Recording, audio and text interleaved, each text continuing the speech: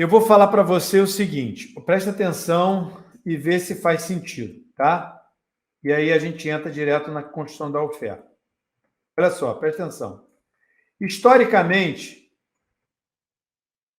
no terceiro setor, a gente sempre dependeu muito de duas emoções principais, não que não tenha outras, né, mas principalmente para você conseguir apoio, seja em forma de doação, trabalho voluntário, patrocínio, qualquer outro tipo de formato.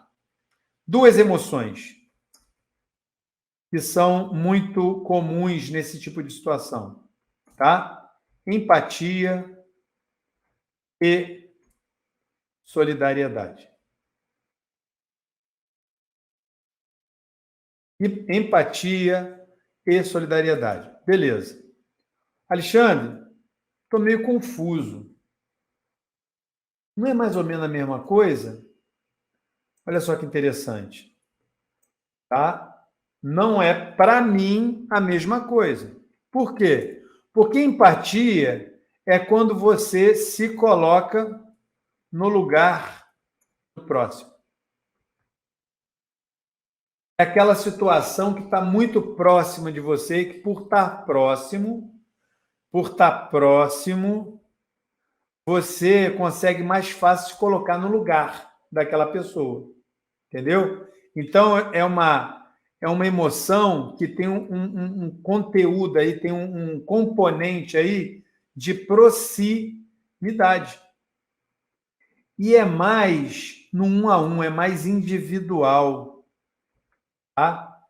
É uma coisa mais daquela família que perdeu alguém, aquela família que passou por um acidente, aquela família que perdeu o emprego, aquela família que está com fome, aquele idoso que está acamado, aquela pessoa com deficiência que está abandonada pela família. Enfim, é uma coisa muito mais individual. É um caso, né? Aquela criança que está doente. Enfim, tem uma situação específica que é dramática, que é uma situação delicada, que mexe, vamos lá, que mexe nas suas vísceras, que te afeta e ativa uma emoção especial. Qual a emoção? A empatia. Você se coloca ali, pois se fosse meu filho, pois se fosse meu pai, se fosse minha mãe. Então é uma coisa muito assim. Já a solidariedade,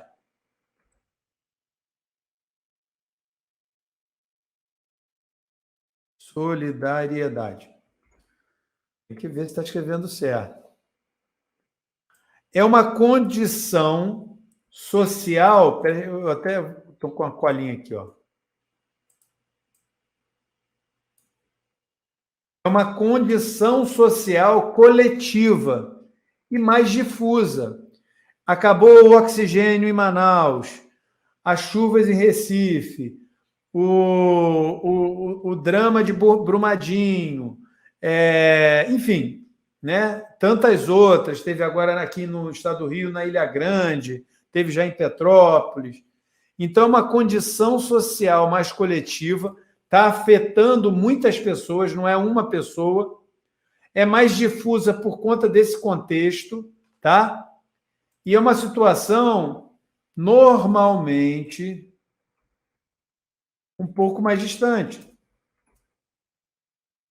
Por quê? Porque se estiver muito próximo de você, se você conhece as pessoas, ou algumas famílias, tem um amigo meu lá de Recife, que ele pessoalmente, é empresário lá, tudo, está arrecadando, divulgando dinheiro, recursos, produtos e tudo mais, para ajudar com as vítimas. Mas por quê? Porque, em especial, ele, que é empresário, teve uma colaboradora da empresa dele que perdeu familiares nas chuvas, que perdeu, né, a casa inundou, perdeu tudo da casa dela.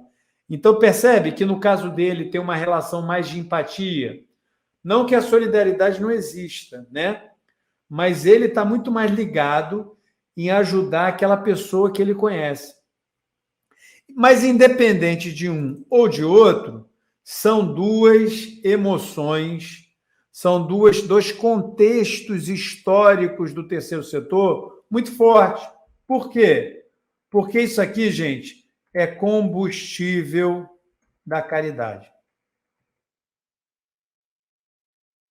Solidariedade e empatia é oxigênio para o processo de doação, do processo do trabalho voluntário, da caridade. A caridade precisa, né, desse combustível, da solidariedade e da empatia. Não é uma coisa fria. Caridade não é frio. Doação não é uma coisa distante. É uma coisa que mexeu com você. Tá? E aí, gente, olha só. Caridade é você dar sem esperar nada em troca. Esse é o conceito básico de caridade. É quando você dá sem esperar nada em troca. É quando você doa, entendeu? É aquela coisa que, para mim, como eu sempre falo, é um ato de amor. Qual é o problema? Nenhum problema, zero problema. Mas num contexto de sustentabilidade, a sua instituição, por exemplo, o problema é que não é sustentável o tempo. As famílias, né, as famílias não, as pessoas, de um modo geral, vão ajudar, vão se mobilizar para ajudar as vítimas de Recife, enquanto o drama está muito evidente, está muito forte, está muito recente. Entendeu? Passou esse momento mais grave, mais crítico, as pessoas vão se focar no seu dia a dia, na sua vida. Quer dizer que quem foi atingido, né, foi afetado pelas chuvas, quem perdeu tudo dentro da casa, não precisa mais de ajuda? Precisa de ajuda. Só que esses combustíveis, eles não são perenes, entendeu?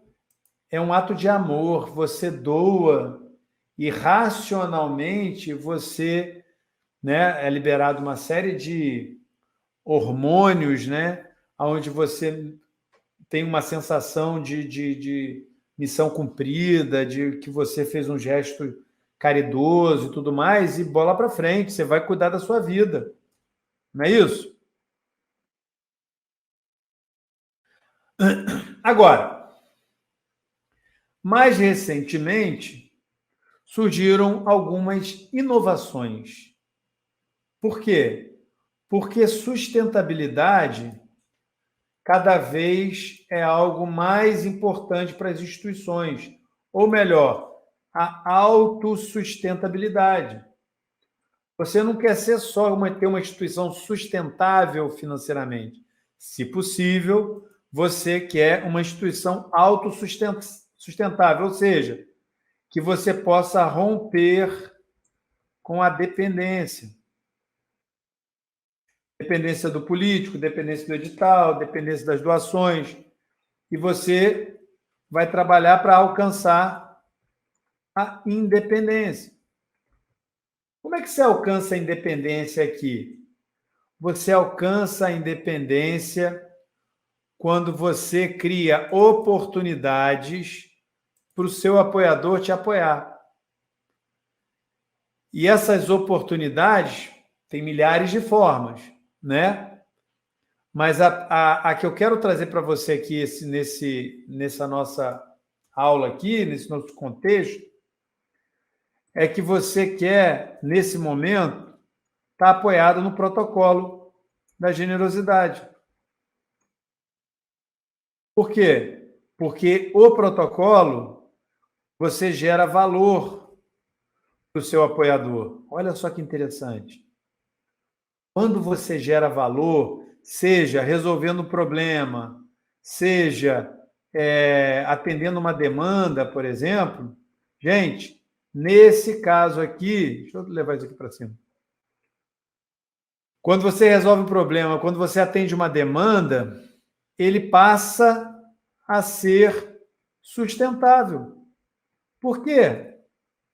Por que que aqui na Viva Lagos a gente tem empresas parceiras há mais de 10 anos, há uma década, há 15 anos, todos os meses remunerando a Viva Lagos? E aí tem gente que pode falar assim, Alexandre, é por causa do Jovem Aprendiz. Gente, o Jovem Aprendiz é um veículo que, obviamente, para mim, é a Ferrari, é o mais potente, mas não é o único modelo. A gente usa outros modelos aqui hoje. Por quê? Porque o protocolo da generosidade se baseia não num programa, mas se baseia em princípios. E o principal dele é gerar valor para o apoiador. Por que que isso é tão importante? Porque quando você gera valor para o apoiador, você sai da caridade e vai para a parceria. Deixa de ser uma relação de caridade. A relação de caridade, gente, que é um ato de amor, reforço aqui, a gente fica numa posição muito vulnerável. Por quê? Porque quando você está lidando com caridade, com doação, a única coisa que você pode fazer é agradecer. Se a pessoa esse mês não pôde doar, como é que você vai reclamar de alguém que nesse mês não pôde doar? Vem doando para a sua instituição e, de repente, por algum motivo, a empresa, a pessoa lá, XPTO, esse mês ela não consegue te apoiar, ela não consegue mandar doação, patrocínio, o que quer que seja. Como é que você vai reclamar disso? Você não vai reclamar, você vai compreender, você vai continuar agradecendo, porque já apoiou antes. Agora, veja bem, numa parceria é diferente. Se uma empresa aqui que a gente atende, seja no Jovem Aprendiz, seja no programa de estágio, seja na RNA, seja na Comunidade do Bem, seja na gestão de RH, enfim, outros programas que a gente tem, outras iniciativas que a gente tem, se a empresa não manda o dinheiro, ou se a pessoa não paga o boleto, é diferente, né? Tipo assim, vou botar entre aspas, tá? Com muito cuidado. A pessoa ela está numa posição de desconforto. A empresa fica numa situação desconfortável. Por quê? Porque numa relação de parceria, existe, gente, parceria, existe troca. Então, se eu estou atendendo uma empresa com um jovem aprendiz e ela sabe que a gente está fazendo a nossa parte na parceria, a gente espera em troca que ela pague o boleto, que ela pague pelo serviço. Porque é assim que está combinado, e está combinado num contrato. Percebe? Então, é muito mais poderoso.